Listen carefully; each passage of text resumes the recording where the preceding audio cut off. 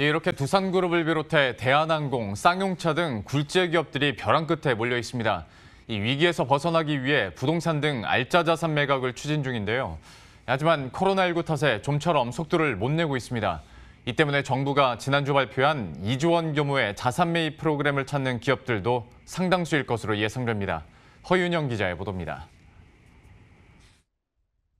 기간산업 안정기금 투입이 임박한 가운데 캠코를 중심으로 한 기업 자산 매입 프로그램도 다음 달 가동됩니다. 코로나19 사태 이후 긴급 지원에 맞춰졌던 정부 정책의 무게중심이 기업의 구조조정 지원으로 이동한 겁니다. 2조 원 규모의 자산 매입 프로그램은 적정한 가격에 기업 자산을 사들이는 게 핵심입니다. 구조조정의 핵심 중 하나인 자산 매각을 도와 코로나19 충격에 대비하겠다는 취지입니다. 송현동 부지 매각에 어려움을 겪고 있는 대한항공이 캠코 자산 매입 프로그램 지원 1호 기업으로 거론됩니다. 시장에서 제값을 받고 팔기가 어려운 상황이란 점이 적정 가격에 자산 매각을 돕겠다는 프로그램의 취지에 부합하기 때문입니다. 두산그룹도 유력 후보로 꼽힙니다.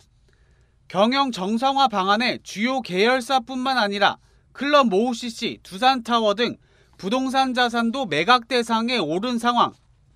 하지만 코로나19 충격이 덮친 만큼 적당한 매수자를 찾기 쉽지 않을 수 있어 자산 매입 프로그램에 문을 두드릴 가능성이 높습니다. 쌍용차에겐 자산 매입 프로그램이 그나마 한 줄기 빛입니다. 정부가 기한기금 투입 여부를 고심 중인 가운데 가장 확실하게 유동성을 확보할 수 있는 수단이기 때문입니다.